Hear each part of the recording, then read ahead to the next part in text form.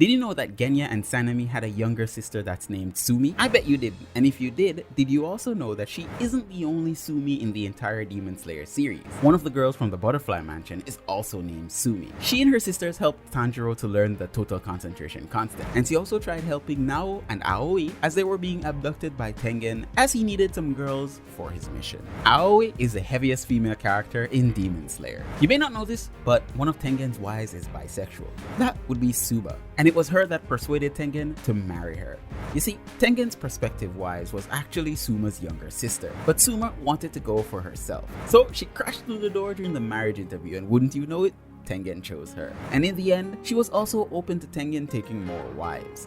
It's not clear if it's a polyamorous relationship or not, but in the end, if they're all happy, I guess we're all happy too, right? So here's something that I never stated before. Kanao's main hobby is blowing soap bubbles. She also enjoys buying sweets and accessories with her pocket money, and these gifts would be for everyone at the Butterfly Mansion. She does enjoy squishing cat paws as well and helping others with cooking. All these sound so cute. One thing that Demon Slayer doesn't let you know is that each crow actually has its own name. And in the Swordsmith village, we got to see 3 of them. Tanjiro's crow, Matsuwaimon Tenonji, Muichiro's crow, Ginko, and Mitsuri's crow, Urara. All are shown within the opening as well, with Mitsuri's crow being more prominent in the outro. A quick cameo that we saw in the outro as well was that of Muichiro's mom and dad. I found it incredibly surprising as in the manga it never showed their faces. I really do appreciate the anime going the extra mile and doing this for us, because I've always wondered what they look like.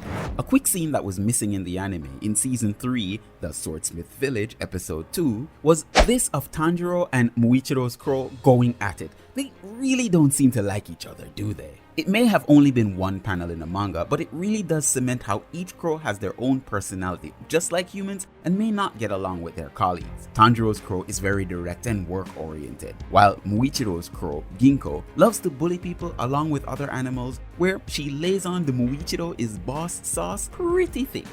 Speaking of bullies, remember that scene where Haganezuka gets all buff and bullies Tanjiro and Kotetsu for the new blade? Well, you'd be interested to know that there are 2 sequences of that little gathering that wasn't in the manga. The first of which, after Haganezuka lifts Kotetsu, Tanjiro and Kanamori chases and tickles the ape to let Kotetsu go, and the other when he gives Tanjiro his new blade. You see, this particular tidbit was only in one panel of the manga, which was in chapter 106, when Han Tengu had attacked, but I really love this more to see Haganezuka present him with the blade, while his new blade is being prepared. Another additional scene was that of Tanjiro doing Nezuko's hair. If you watched my previous Facts and Details video, you'd know that Tanjiro didn't know how to do her hair until he met Mitsuri, who showed him. After he gets kicked out of Genya's room, he proceeds directly to braid her hair, much like how Mitsuri does hers. But there wasn't really a panel in the manga. Instead, it was just a sketch that was made, and maybe a bit of a throwaway thing. Another reason why we appreciate the animators going out of their way to even animate random sketches like this for us. Seems in between missions, Tanjiro has a small hobby.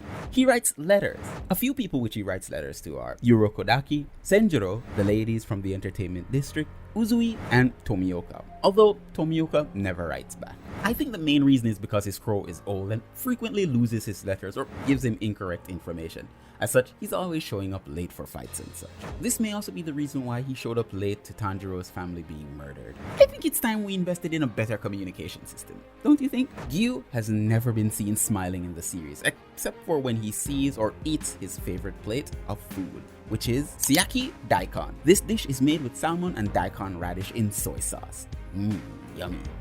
Speaking of Shinobu, did you know that her favorite type of animal are fish? She actually has a pet goldfish called Fugu, which I found extremely funny because Fugu actually translates to pufferfish, which is incredibly poisonous, which comes right back to Shinobu using poison as her own fighting style, as she has little weak baby arms. Shinobu and Mitsuri are actually good friends. Maybe it's because they are the only female Hashira, but either way, they've learned a lot from each other, like how Shinobu learned to cook from Mitsuri. Gyomei's favorite food is takikomi gohan, and this is a dish made by mixing vegetables and meat with rice. But he may not put meat in it since he's a monk after all. Inosuke got defeated by multiple Hashira. He was tied up by Giyu, manipulated by Shinobu, embarrassed by Tengen, and smacked into the ground by Gyomei. Talk about a rough start, my boy. Sanemi and Muzan weigh the same, and they are of the same height. And oh, they are both super feared. I find it quite funny actually. What do you think about this crazy fact? Tengen has superhuman hearing, so much so that he can pinpoint people underground and even convert fighting moves into songs to help him better overcome his opponents.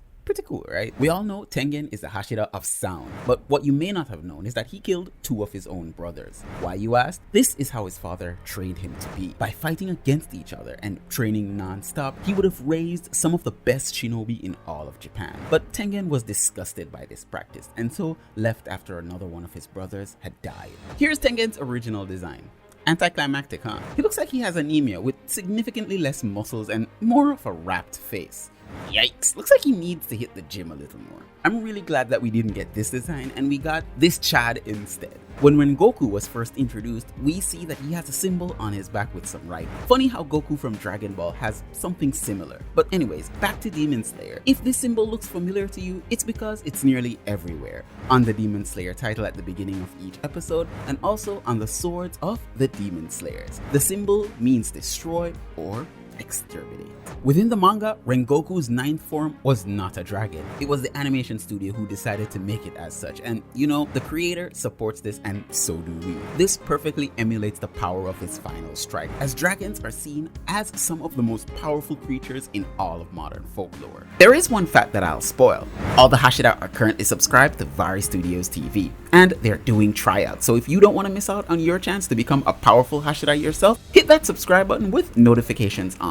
So here's something that Inosuke did in the entertainment district that didn't make any sense. You see, these hand signs mimic perfectly 2 high-level demons, the first being Enmu and the second being Rui.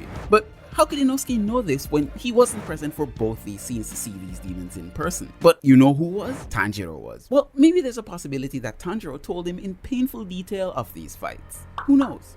So remember when I said over the course of the series we see Inosuke changing? Well, that's pretty much the same in the entertainment district. You can see him with his hand on Tanjiro's shoulder, and you know by now he truly trusts Tanjiro with his life. During Gyutaro's last clash with the sound Hashira, he noticed that Tengen was pushing him back. As such, he slashed the chain that was holding the blades together, knowing that this was the only way Tengen was able to wield both blades, and then slashed Tengen's left eye to incapacitate him because he knew the poison would do the rest, and since his left hand was already cut, he would be completely helpless on his left side as well. Gyutaro may have done this specifically to finish the fight as soon as possible to help Daki. During the entertainment district when Tengen was fighting Daki and Gyutaro, there have been many callbacks to Rengoku's fight. For one, Tengen emulates the spirit of Rengoku in wanting not only to protect everyone, but also unrelenting in his fight no matter what. On top of that, we can see scenes like this, which are a mere mirror image of Rengoku's fight, right down to the injuries Tengen sustains, minus the hand through the gun. Want to learn more amazing facts to level up your Demon Slayer knowledge? Click on one of the 2 videos on your screen right now, or join me again for the next Demon Slayer video. Peace out, stay safe out there.